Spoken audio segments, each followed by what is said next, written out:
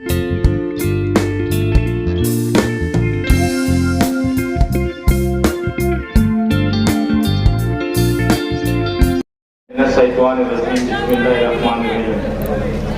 के नाम से हर काम का आगाज करता हूँ, इसी पे भरोसा है, इसी पे नाज करता हूँ। आज के जलसे आम के सदर साहब, स्टेज पे बैठे हुए तमाम पार्टी के पदाधिकारी, जलसा गाह के अंदर बैठे हुए हमारे तमाम नौजवान हजरात, बुजुर्ग हजरात, और जहाँ तक मेरी आवाज जा रही है ऐसी मेरी पर्दा नशीन माँ बहने, आज अल्लाह के फजल करम से और आप लोगों की दुआओं से कांग्रेस पार्टी इंडिया अलायंस ने मुझे यहाँ पर मालेगांव से असम्बली का उम्मीदवार मुंतखब किया। मैं रब्बुल इज्जत का सबसे बड़ा शुक्रिया अदा करता हूँ और अल्लाह पाक से दुआ करता हूँ कि अल्लाह पाक आने वाली 20 तारीख को इस शहर के लोगों को 20 नवंबर को जो है 12 नवंबर के अंदर जिन जिन लोगों ने फंसाया मालेगांव शहर के लोगों को, इनका बदला आपको 20 तारीख को लेना है। आज मुझको बहुत सारी बात बोलना थी, बहरहाल हमारे यहाँ मुकर्रिर ज्यादा हो जाते, टाइम मिलता नहीं, और मैं समझता हूँ अल्लाह का शुक्र है कि हमारा आज पहला जलसा है और ये बिगर पैसे की भीड़ है, बिगर दारू पीने वालों की भीड़ है कि लोग जलसा गांव के अंदर दारू को पैसा देते, एमडी खाने के वास्ते पैसा देते, लोग नशा हवा चीज करके नौजवानों को वर्गला के पैसा देके जलसा के अंदर बुलाया जाता। मैं आज शहरी हालात के ऊपर से 10 मिनट बात करूंगा और मुफ्ती हारून नदवी साहब को, क्योंकि आज वो हमारे मुकर्रिर खुसूसी है, बाहर से आए, उनको मैं मेरा वक्त तो दूंगा और इसके बाद वाले जलसे में तफसील से आधा घंटा शहर के हालात के ऊपर बात करूंगा। आज शहर के हालात इतने खराब हो गए कि एक घराने ने 30 साल राज किया, मुफ्ती इस्माइल साहब ने 10 साल राज किया, और ये फिर बोलते हैं कि एक वक्त और हमें दो, हम शहर के अंदर काम करेंगे, ये कर देंगे, वो करेंगे। मैं शहर की आवाम की तरफ से ये पूछना चाहता हूँ इन लोगों से कि तुम लोगों को इतना मौका इस शहर ने दिया, तुमने क्या किया? पहले शहर को हिसाब दो, बाद में तुम बोलो कि हम ये करेंगे और वो करेंगे।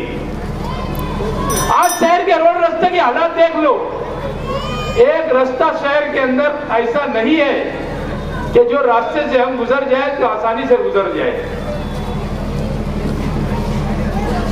कौन सी सियासत के ऊपर, कौन से मोड़ के ऊपर शहर को लेके जा रहे हैं? बिरादरी के नाम के ऊपर राजकारण करते हो, दोनों तरफ से बिरादरी के नाम की दाई दी जा रही है और वोट मांगी जा रही है। तुमने हमारे बिरादरी के बच्चों को दिया क्या? तुम हमें ये बताओ कि शेख आसिफ साहब, आपके घराने ने 30 साल राज किया, आप 2.5 साल मेयर थे, 5 साल एमएलए थे। मालेगांव शहर के अंदर 2003 के अंदर जब वो मेयर बने, उन्होंने 5% पानी पट्टी को जो बढ़ाया, आज तक के 105% पानी पट्टी मालेगांव शहर की गरीब आवाम आज तक के वो पानी पट्टी को लेकर परेशान है। क्यों? तुम्हारी वालिद और वालिदा 5 साल मेयर थे, अगर वो चाहते तो ठहराव कर सकते थे, तुम्हारे पास मेजॉरिटी थी, तुम्हारे साथ साथी दादा भूसे तुम्हारा साथी बने हुए बैठे थे जो कैबिनेट मिनिस्टर है आज। अगर तुम चाहते ये शहर की आवाम की भलाई तो 5% पानी पट्टी को खत्म करते, सरकार को ठहराव करके भेजते, सरकार उसको रद्द करती थी। मगर पैसा इनकी जेब के अंदर आएगा, इसके लिए इन्होंने ऐसा काम नहीं किया और करोड़ों रुपए की लूट मार कारपोरेशन के अंदर मचाया, पूरा शहर को खंडर बन गया। अगर वो चाहते तो अयूब नगर की बस्ती, जहां से मैं बोल रहा हूं, यहाँ के लोगों के नाम पर ये बस्ती करके देते थे, कारपोरेशन से इस जगह मालक को पैसा दिला के ये बस्ती के लोगों को घर का मालक बना के 7/12 का उतारा उनके नाम पे करके देती। मगर क्या बोलूं, कि इनको काम करना ही नहीं है। अगर गरीबों का काम कर देगा तो गरीब का बच्चा इनके पास कैसे आएगा? ये तो ये चाहते हैं कि गांव मांग के खाओ और हमारा बन के रहो। क्या कहते हैं ये लोगों को? गांव मांग के खाओ और हमारा बन के रहो। गरीबों की कभी पड़ी नहीं है। आज हमारे मासूम बच्चे स्कूलों के अंदर जाते, आज खिचड़ी घोटाले के अंदर यहाँ के तमाम लोग मुलविस है। मेरी बात का सवाल का जवाब अगर उनका कोई कार्यकर्ता होगा तो उनको देने लगाना कि तुम खिचड़ी के घोटाले के अंदर नहीं है। ये जो अड़के मुर्गे इनके घूमते हैं, ये खिचड़ी के ठेकेदार ठेका वो लेते और इनको देते कि जा तू पका, तू आधा खा और आधा हमारे को खिला के दे। आज बच्चे लोगों को स्कूल के अंदर खिचड़ी, जरा माँ बाप को पूछो। मैं तो बोलता हूँ कि इलेक्शन के दौरान में इनकी गलचंडी पकड़ के और स्कूलों के अंदर लेके जाओगे, तुम्हारे बच्चों को बुलाओ और ये हमारे बच्चों के साथ में बैठ के खिचड़ी खिलाओ, उनको जरा सी शर्म नहीं है। क्योंकि ये शहर को ये गरीब रहना देना चाहते हैं। अमीर अगर बन जाएगा शहर तो इनके पास कौन आएगा? 12 नवंबर के अंदर फसाद हुआ साहब, आपने लोगों को फंसाया और जेल की सलाखों के पीछे डाला। आप पुलिस के खबरी बन के बैठे थे, पुलिस को हर बार जा जाके लोगों का नाम देते थे और आप पूरा ये उठा के देख लो, जिन लोगों को इन्होंने फंसाया, अगले साल अगले 5 साल जिन लोगों ने इलेक्शन में इनके खिलाफ काम किया था, उन्हीं लोगों को इन्होंने जेल के अंदर डाला। टोटल तादाद देख लो। और कुछ मुसम्मा रोड के जो लोग हकीकी के अंदर इसके अंदर थे, जिनको ये बोलने लगा रहे कि मुफ्ती इस्माइल ने हमारे को जेल की सलाखों के अंदर फंसा डाला। अरे वो क्या फंसाएगा? वो तो खुद एक हवलदार को साहब बोलता, वो क्या फंसाएगा? उसकी पुलिस सुनेगी तो फंसाएगा ना। और एक हजरत अपने हैं, इतना झूठ बोलते, अल्लाह रहम करे। अब हम लोगों को इनकी बात के ऊपर आना होना नहीं है। शहर के अंदर विकास का राजकारण हम क्या करेंगे, ये हमको शहर को बताना है।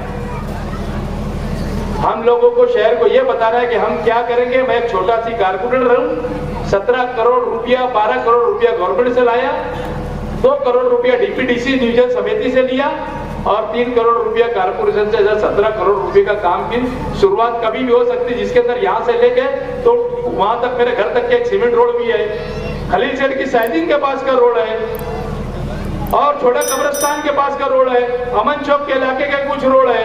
ऐसे मैंने सरदार कॉलेज से लेकर सर्वे नंबर 56 की जो संडास है वो पूरा एरिया डाला हूँ। अल्लाह ने चाहा तो आप लोगों को जमीन के ऊपर काम दिखेगी।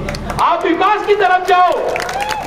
मैं शहर की आवाम से ये अपील करूंगा कि आप विकास की तरफ जाओ, विकास की बात करो। बिरादरी की बात, आप इसकी बात सुनने का नहीं। मैं आजाद नगर के अंदर एक जमात खाना बना रहा था, मैंने वेलकम बोर्ड किया अहमद नसीम मीना नगरी स्कूल के पास। शेख आसिफ साहब को बहुत तलमलाट हो गई कि उन्होंने वो जमात खाने का काम होने नहीं दिए। उन लोगों ने जाकर शेख अफजल सोसाइटी के एक फर्द को लेकर गए, पाले सब्जी वाले के लड़के को लेकर गए और कोर्ट से स्टे ले लिया और वो जमात खाने का काम इन्होंने होने नहीं दिया। मेरे पास स्टे की कॉपी है, कोई आएगा तो मैं उसको बता दूंगा और उसको जेरॉक्स भी दे दूंगा। तो ये नहीं चाहते शहर के अंदर विकास। इनके घर, इनके मालेगांव के अंदर 12 घर है मनियार लोग के, उन्होंने उनका जमात खाना बना लिए, मगर शेख सैयद पठान का जमात खाना बन रहा था, उन्होंने बनने नहीं दिया। ये कौन सी सियासत है तुम्हारी? और ये जो लोग हैं, आप अपने बच्चों के ऊपर ध्यान रखो, इनको इनसे दूर रखो। ये बाकायदा दारू पिला रहे लोगों को, गांजा पिला रहे। ये ऐसे इलेक्शन लड़ते हैं कि दारू पीने वालों को टोली बनाओ, इनको दारू पिलाओ, ये गांजा पीने वालों की टोली बनाओ, इनको गांजा पिलाओ। अपने बच्चों का मुस्तकबिल खराब मत करो। आने वाले 20 तारीख को आपको कांग्रेस पार्टी के उम्मीदवार एजाज बेग को पंजा निशान के ऊपर वोट देना है। आपको मुफ्ती हारून नदवी साहब को सुनना है। इसके लिए मैं वक्त तो दे रहा हूँ। शुक्रिया। जय पूरा मजमा जवाब दे। वालेकुम अस्सलाम व रहमतुल्लाहि व बरकातुहू। अऊज़ु बिल्लाहि मिनश शैतानिर रजीम। बिस्मिल्लाहिर्रहमानिर्रहीम। इन्नल्लाह ला युगय्यिरु मा बिक़ौम हत्ता युगय्यिरु मा बिअन्फुसिहिम। सदक़ल्लाहुल अज़ीम। दिल बदल सकते हैं, दिल बदल सकते हैं, जज्बात बदल सकते हैं।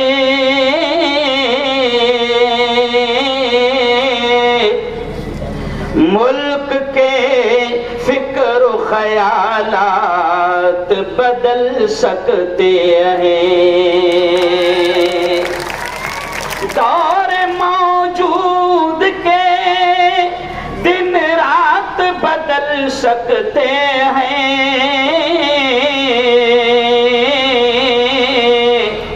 हम बदल जाएं तो हालात बदल सकते हैं। हम बदल जाएं तो हालात बदल सकते हैं। आज की बहुत ही पवित्र सभा में हमारे बहुत ही दबंग लीडर, मालेगांव वालों, मैं साल में 2-4 मरतबा दीनी प्रोग्राम के लिए यहाँ पर आता हूँ आपके शहर मालेगांव में। लेकिन आज मैं आपको बताऊं कि इन 10-15 सालों में मैं कभी भी किसी राजनीतिक प्रोग्राम, कभी भी किसी सियासी प्रोग्राम में नहीं आया हूं। लेकिन जैसे ही मुझे पता चला कि मालेगांव का एक बहादुर, एक निडर, एक बेबाक, एक जाबाज लीडर यहाँ पर खड़ा है एजाज बेग की सूरत में, तो आज पहली मर्तबा मैं एजाज बेग के प्रचार और प्रसार के लिए यहाँ पर आया हूँ। मेरे पास वक्त कम है, सिर्फ 20 मिनट है, तो हम 20 मिनट में चलो 20-20 खेल लेते हैं। मैंने आपके सामने एक आयत पढ़ा कुरान की, एजाज भाई, मैंने एक आयत पढ़ा मालेगांव वालों कि अल्लाह ये कहता है इन्नल्लाह ला युगय्यिरु मा बिक़ौम। अल्लाह कहता है कि मैं भी किसी कौम की हालत को उस वक्त तक नहीं बदलता जब तक कि वो कौम खुद अपनी हालत को बदलना न चाहे। अल्लामा इकबाल ने इस आयत को शेर में कह दिया। अल्लामा इकबाल ने क्या कहा कि खुदा ने आज तक उस कौम की हालत नहीं बदली, न हो जिसको ख्याल खुद अपनी हालत के बदलने का। तो आज आपसे हम अपील करते हैं कि मालेगांव शहर में मुझे किसी के खिलाफ बोलना नहीं है, क्योंकि मैं ओरिजिनल मुफ्ती हूं।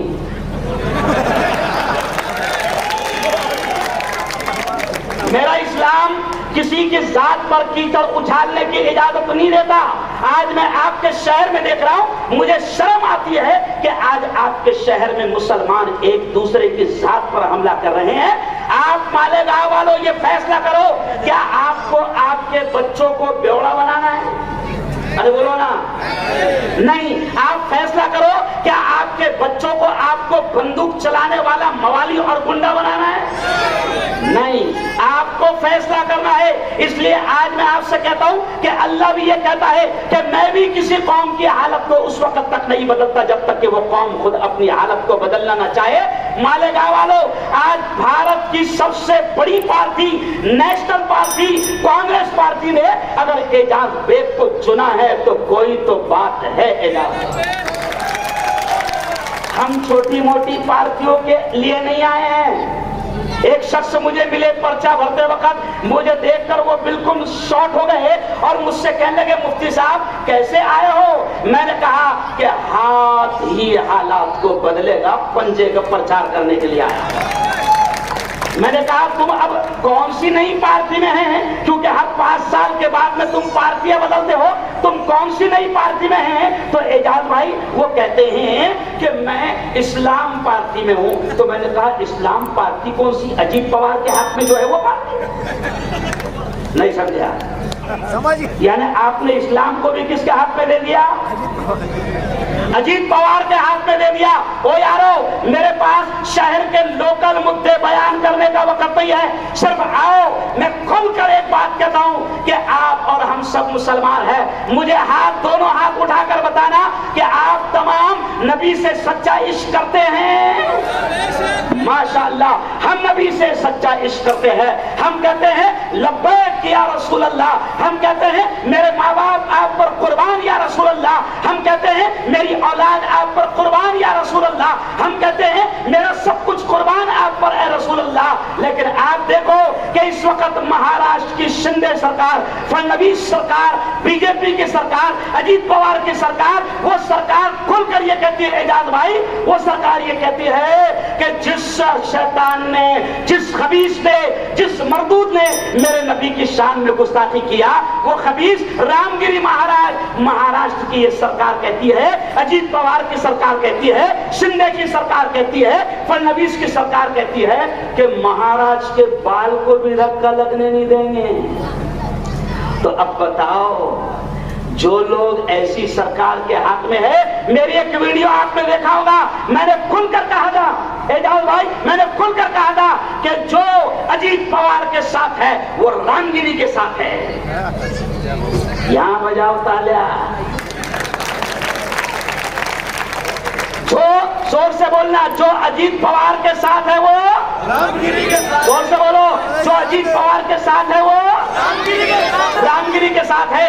जो फडणवीस के साथ है वो रामगिरी के साथ है। जो शिंदे के साथ है वो रामगिरी के साथ है। और सुन लो, जितने भी लोग यहाँ पर खड़े हुए हैं, आप उन तमाम को जानते हैं। लेकिन एक आदमी तो ऐसा है कि जो अभी करोड़ों रुपए का पावर दिखा रहा है, आरिफ कमर साहब, वो पूरा के पूरा पावर करोड़ों रुपए का अजीत पवार का है।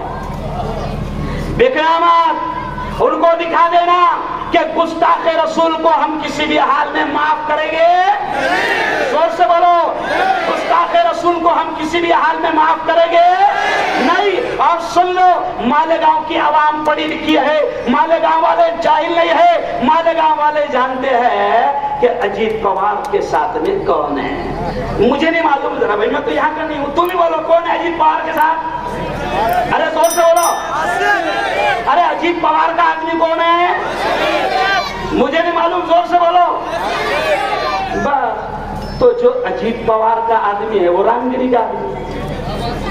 हम ऐसे शख्स को वोट, जोर से बोलो, माँ की कसम खा के, ऐसे शख्स को वोट नहीं देंगे। और याद रखो, ये भी याद रखो, मैं भी आपके शहर में आया, वो जाफर नगर, और वहां से मैं एंट्री मारा, कसम खुदा की, एजाज भाई, मुस्तकीम भाई, मैंने देखा कि कितना बुरा हाल आप लोगों ने, आमदारों ने यहाँ मालेगांव का कर दिया।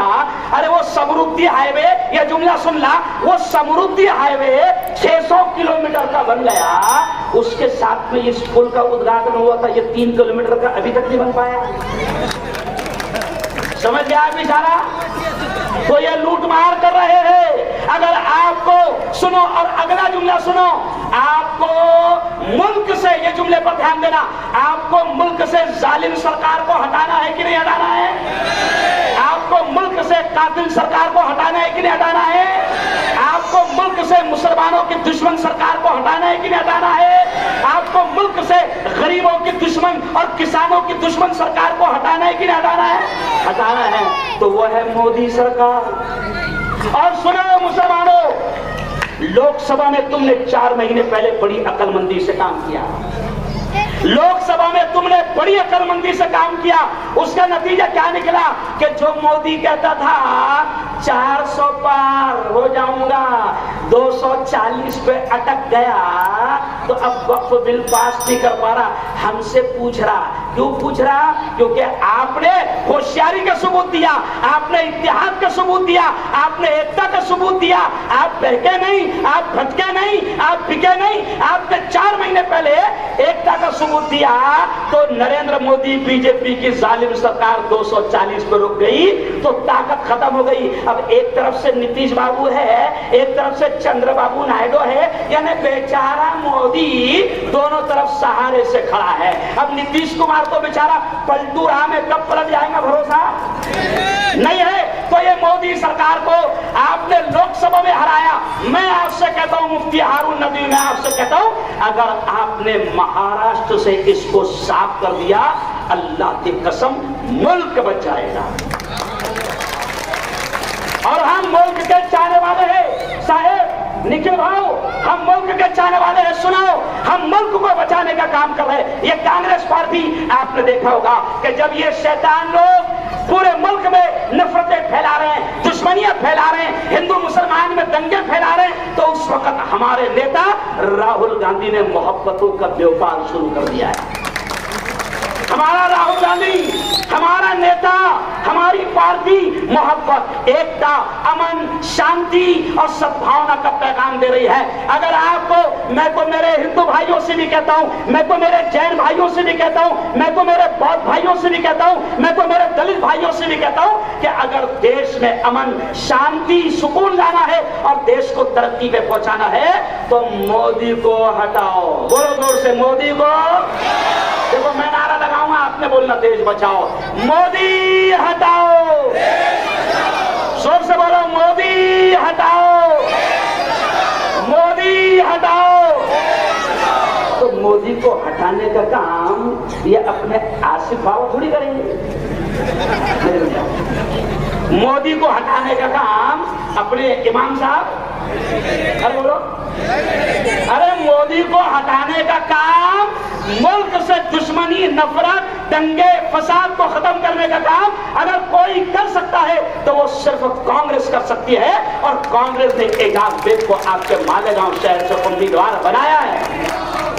कांग्रेस ने एजाज बेग को, और एजाज बेग साहब जरा इधर आइए, आइए आइए, ये देखिए जहां तक निगाह जा रही है, सुनो सुनो, जहां तक निगाह जा रही है एजाज भाई, पब्लिक आई हुई है और ये सब बगैर पैसों की है। कैसी है? बगैर पैसों की है। आपने किसी को बोतल तो नहीं दिए ना? अच्छा, आपने भी आते आते किसी को पुलाव खिलाया गया? नहीं ना। फिर पुलाव नहीं खाए फिर भी तुम्हारे जलसे में आ गए, बोतल नहीं लिए फिर भी तुम्हारे जलसे में आ गए। इसका मतलब एजाज बेग को जिताना है। कौन? इंशाल्लाह। बोलो, एजाज बेग को जिताना है। और अब आखिरी बात सुन लो, आखिरी बात सुन लो, बहुत काम की बात मैं कह रहा हूं कि एजाज बेग, मैंने आज दिन भर रहा, साथ पे रहा, मैं एजाज बेग साहब के साथ रहा। मैंने देखा कि दबंग लीडर है, डरते नहीं है ना, दबंग लीडर है, डरते नहीं। और मैंने ये भी देखा कि कुछ लोग हवलदार को साहेब बोलते हैं और वो एसपी और बड़े बड़े 3 स्टार वाले मेरे इस लीडर को सलाम ठोकते हैं।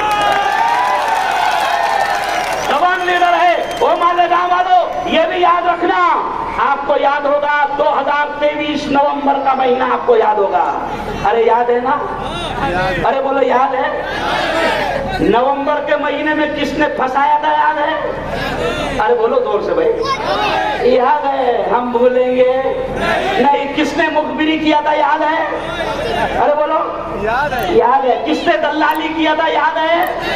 याद है? तो अब भूलना मत, 20 नवंबर को भूलना मत। अच्छा, एक बात एजाज भाई और साफ कर देता हूं, मैं मालेगांव आ रहा था तो मुझे 2-3 हिंदू दोस्तों ने क्या कहा, ओ मुफ्ती साहब तुम वहां जा रहे, हलक फाड़ेंगे, लोगों को समझाएंगे।